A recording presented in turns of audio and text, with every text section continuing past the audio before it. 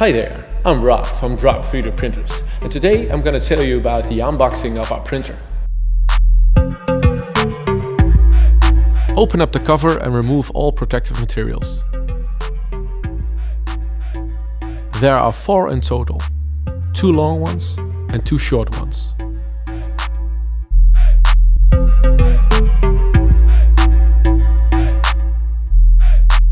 Retrieve the 2 filament brackets, the container and the power cable from the right cable tray.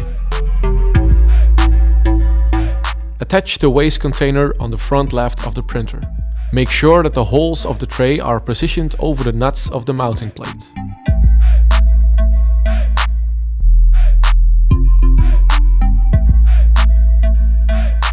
Plug the power cord into the back of the printer and insert the plug into the socket.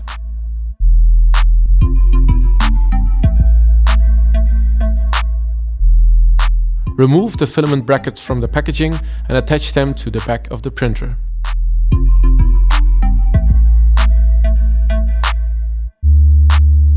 So, that was the unboxing of our printer. Thanks for watching.